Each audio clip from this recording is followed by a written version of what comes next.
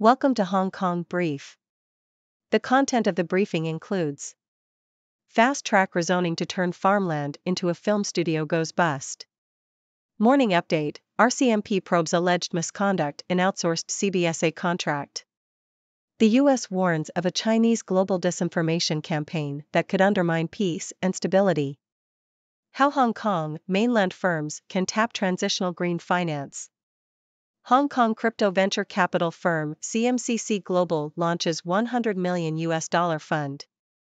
Fast-track rezoning to turn farmland into a film studio goes bust. The Globe and Mail. The developer of a proposed film studio in Markham, Ontario, which received fast-tracked rezoning from the provincial government, is facing a court-ordered sale of assets after defaulting on a $30 million loan. The case highlights the risks of fast approvals of land deals using Ontario's Ministerial Zoning Orders, MZOs.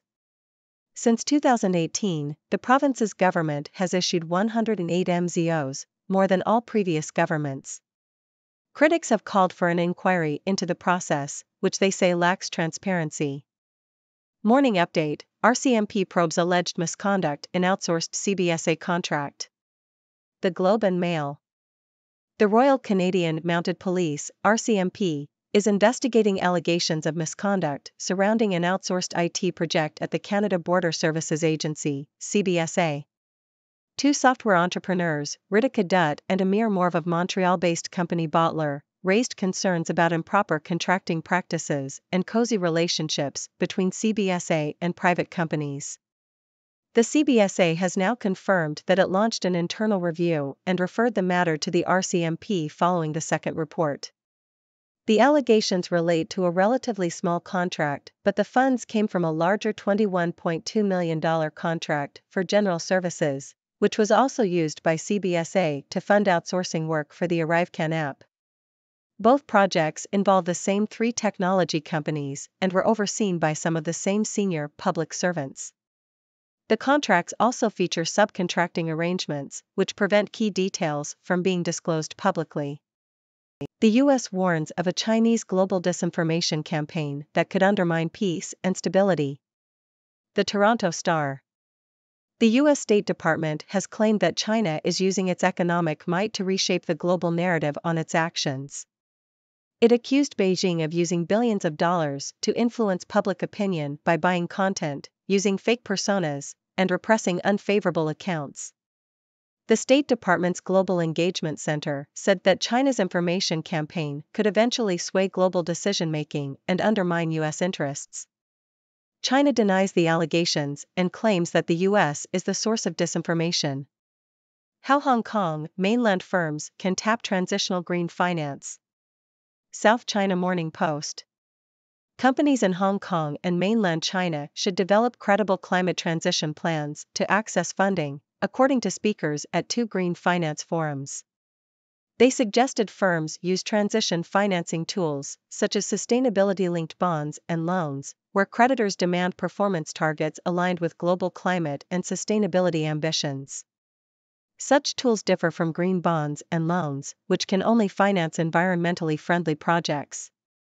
Hong Kong crypto venture capital firm CMCC Global launches $100 million fund. South China Morning Post. Hong Kong-based venture capital firm CMCC Global has raised $100 million for a new fund targeting blockchain startups in Asia. The Titan Fund, the firm's fourth fund, will focus on early-stage blockchain companies, with a particular emphasis on Hong Kong. The fund will target blockchain infrastructure, consumer applications such as non-fungible tokens, and financial services, including exchanges and wallets. The first round of funding attracted more than 30 investors, including Blockpoint One, Pacific Century Group and Winklevoss Capital. Vancouver by bike, 6 easy riding routes. Financial Times. Vancouver is a haven for cyclists, offering a variety of routes that are ideal for both locals and visitors alike. The city boasts stunning scenery, including the towering North Shore Mountains and picturesque waterfront views. Some of the best routes include the Cole Harbour Seawall, a slow and easy ride with beautiful mountain and water views, Stanley Park, a 10 kilometers ride along paved paths that offers both seaside and tree-lined road options. The Burrard Street Bridge, a key connector with protected bike lanes that provides amazing views of False Creek and Stanley Park. Point Grey Road, a relaxing route with stunning waterfront mansions. 10th Avenue, a shady, tree-lined ride that is popular with commuters. And the Arbutus Greenway, a former railway stretch that is now a popular bike path with separate paths for pedestrians and cyclists. Vancouver is a bike-friendly city, with a well-developed cycling infrastructure that includes protected bike lanes and bike share schemes. Visitors can easily rent bikes from various shops downtown or use Vancouver's official bike share scheme, Mobi by Shaw Go, which has over 240 stations throughout the city. With its beautiful scenery and bike-friendly infrastructure, Vancouver is a great city for cyclists of all levels. Whether you're a mammal, middle-aged man in lycra, or a casual rider, there are plenty of routes to explore and enjoy in this Canadian city. Hong Kong's version of Temasek, HKIC, gets Cathay Pacific Goddess as CEO. South China Morning Post. Clara Chan Ka-chai, who earned the moniker Goddess for her role in rescuing Cathay Pacific during the pandemic, has been appointed CEO of Hong Kong Investment Corporation, HKIC. She will oversee 4 funds with a combined size of 62 billion Hong Kong dollars, $8 billion, including a co-investment fund to attract businesses to the city. Chan, currently Executive Director of Monetary Management at the Hong Kong Monetary Authority, is the first CEO of HKIC, which has been compared to Singapore's sovereign wealth fund Temasek. Inside the last vestige of China's property boom. Telegraph. LVMH, the luxury goods company owned by Bernard Arnault, has announced plans to build a shopping center in Hainan, China. The center will feature over 1,000 luxury brands, including LVMH-owned Louis Vuitton and Dior. Luxury retailers are betting on a permanent shift in consumer spending habits, as wealthy Chinese consumers increasingly shun Western capitals. The Hainan shopping center is in stark contrast to the struggling property market in the rest of China, where prices have fallen by up to 20% since 2021. China appears to censor Tiananmen Asian Games photo with 6/4 numbers. South China Morning Post. China appears to have censored a picture of 2 of its Asian Games athletes embracing on the athletics track when the numbers on their uniforms inadvertently matched the dates of the 1989 Tiananmen Square crackdown.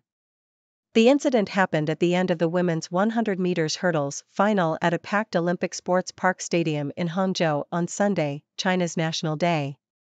Gold medalist Lin Yue, who won in a time of 12.74 seconds from lane 6, hugged her compatriot Wu Yani, who initially won silver from lane 4 before being disqualified for a false start. China's top art investor amassed a big collection. Now he's selling. New York Times. Chinese art collectors Lu Yiqian and Wang Wei have sent 40 artworks for auction at Sotheby's in Hong Kong, surprising the art world. The sale includes a Modigliani painting that Sotheby's sold for $42.8 million in 2015, a Magritte painting, and a David Hockney painting. The auction will be the largest from a single owner that the auction house has held in Asia and is the first large public auction the couple has held for their art, though it is common for art collectors in China to do considerable private trading. The auction comes at a delicate time for China's economy as growth is slowing and Chinese stocks have been declining since early May. Dubai luxury home sales hit $1.6 billion in Q3, property consultancy says. Reuters. Sales of homes worth $10 million or more in Dubai reached $1.6 billion in Q3 2014, up from $1.13 billion in the same period last year. The total value of sales for the first 9 months of the year was nearly $5 billion, according to property consultancy Knight Frank. The demand for luxury homes in Dubai remains strong, with supply continuing to lag behind demand. The majority of sales are being made by cash buyers. Surging Tokyo property prices squeeze out young professionals. Reuters. The surge in investment in central Tokyo's property market has made the city unaffordable for young Japanese professionals, according to a UBS real estate report. The average price for a new condominium in central Tokyo has risen 60% to a record 129.6 million Japanese yen, $865,000, in H1 2021. The price surge is being driven by foreign buyers taking advantage of the weak yen and those looking to shift funds out of China, where a real estate crisis and geopolitical concerns are putting a chill on investment, according to property experts. The 8-year-old boy at the heart of a fight over Tibetan Buddhism. New York Times. A boy from a wealthy Mongolian family has been announced as the 10th reincarnation of the Bogd, one of the most important figures in Tibetan Buddhism. A. Altaner was selected from a group of children shown a table of religious objects. Now aged 8, the boy was introduced to the world by the Dalai Lama in March. The selection has been seen as a challenge to China, which has sought to assert control over Tibetan Buddhism outside its borders. The Chinese Communist Party has claimed that only it can name the future reincarnations of the Dalai Lama and other high lamas. Tibetan Buddhism was suppressed by communist rulers in Mongolia during 70 years of socialist rule. However, the Dalai Lama has since encouraged the religion's re-establishment in Mongolia. When the 8th Bogd died in 1924, it was thought that the lineage of the Bogd had come to an end. However, the 9th Bogd, who had been living in obscurity in India, was revealed in 1990. When he died 1 year later, his will stated that his reincarnation should be Mongolian, further strengthening the religion's presence in the country. The Dalai Lama's announcement of A. Altaner as the 10th Bogd was seen as significant, as it marked a seismic shift in the center of power for Tibetan Buddhism from India to Mongolia, according to Munkner Bayarl Kagva, a former analyst at the National Security Council of Mongolia. China has warned Mongolia of consequences if the Bogd grows too close to the Dalai Lama. Russian car sales jump in September as Chinese brands expand market share. Reuters. Car sales in Russia have increased by 148.6% year-on-year in September, according to analytical agency Autostat. This follows a huge slump in 2022, when sales plummeted by 59% due to the fallout from Western sanctions over Russia's invasion of Ukraine.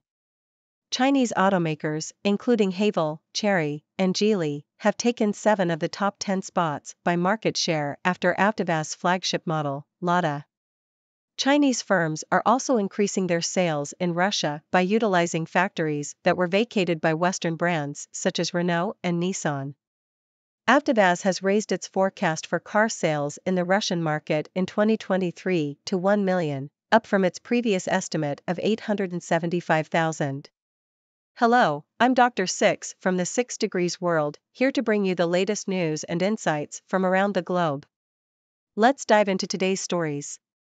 In Ontario, a proposed film studio that received fast-tracked rezoning is now facing financial trouble. This highlights the risks of fast approvals and calls for more transparency in the process.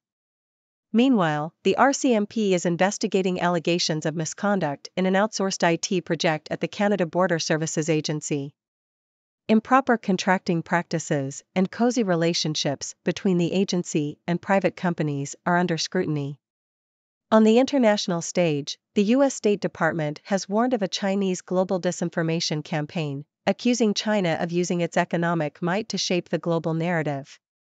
China denies these allegations and claims that the U.S. is the source of disinformation.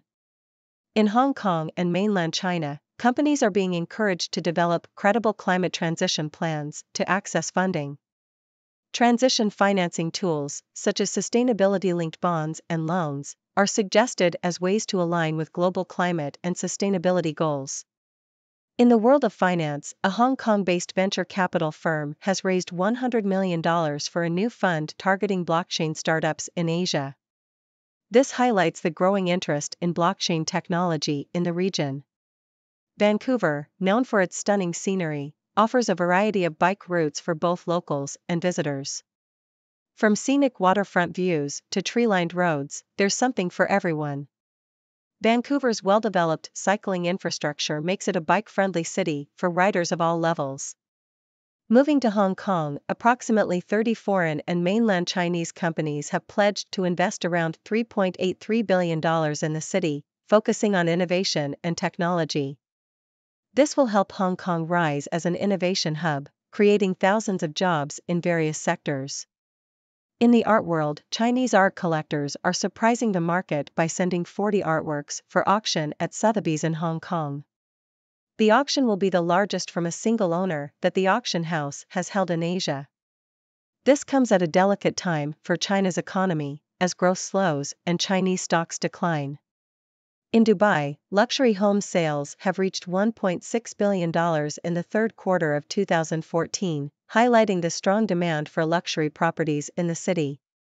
Meanwhile, surging property prices in Tokyo have made the city unaffordable for young professionals, as the average price for a new condominium hits a record high.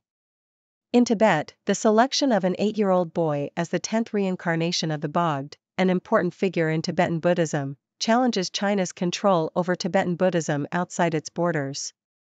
This announcement marks a shift in power from India to Mongolia in the world of Tibetan Buddhism. Finally, in Russia, car sales have seen a significant increase after a slump in 2022.